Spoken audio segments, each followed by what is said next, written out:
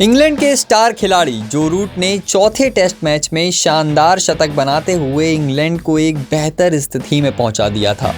लेकिन इस पारी की खास बात यह थी कि जो रूट ने बेसबॉल ना खेलकर अपने ट्रेडिशनल तरीके से बल्लेबाजी की थी और शतक भी जड़ा था।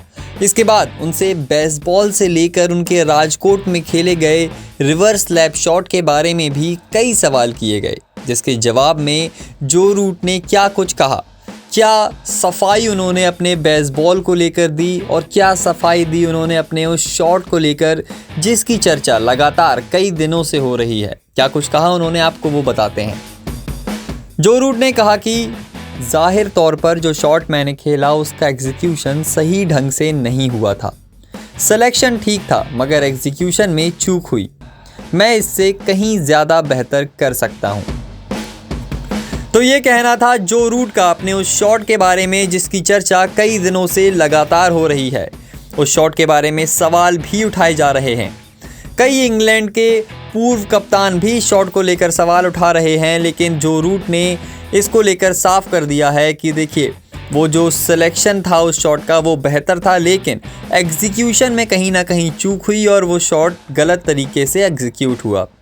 जब उनसे बेसबॉल के बारे में पूछा गया तो उन्होंने क्या कहा वो भी आपको बताते हैं। बेसबॉल को हम उस नज़रिए से नहीं देखते हैं कि आपको एरोगेंट होना है। हम चीज़ों को स्मार्ट तरीके से करना चाहते हैं और ये देखते रहना चाहते हैं कि हम अपने ड्रेसिंग रूम की एबिलिटी को कितने दूर तक ले जा सकते हैं। मैंने जितने भी मैचेस खेले हैं उसका कारण यह है कि मैं एक खिलाड़ी के तौर पर रुकना नहीं चाहता हूँ। मैं अपने गेम को हमेशा इवॉल्व करते रहना चाहता हूँ।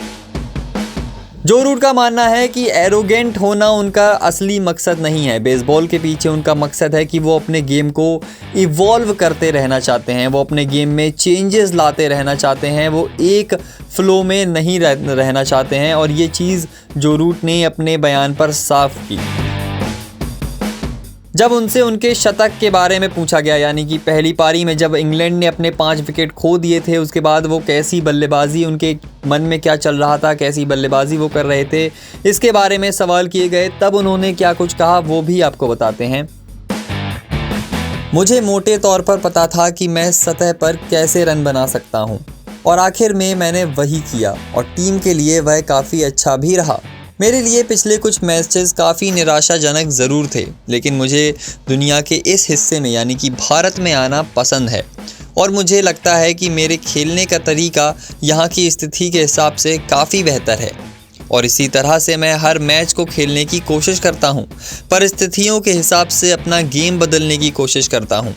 चौथे टेस्ट मैच में जो परिस्थितियाँ थीं उससे बहुत कुछ क्लियर था कि इस पिच पर उस सिचुएशन में आपको कैसे खेलना है। मैं वैसे ही खेला और टीम को उसका फ़ायदा मिला। जब उनसे उनके रिवर्स स्लैप शॉट के बारे में पूछा गया और उनसे पूछा गया कि शतक के दौरान क्या उनके मन में फिर से वो शॉट खेलने का ख्याल आया, तो उन्होंने कहा कि मेरे मन में पल भर के लिए यह ख्याल आया और एक पल में ही निकल गया। आप खेल के साथ ज़्यादा खिलवाड़ ना करें, बस कोशिश करें कि वही खेलें जो सच में रन बनाने का सबसे बेहतर तरीका है। अगर हम राजकोट के विकेट को देखें तो वह इतनी भी बुरी नहीं थी, बस बॉल थोड़ा नीचे रह रहा था, लेकिन कभी कभी ऐसा होता है और आपको ऐसे ही खेलना पड़ता है।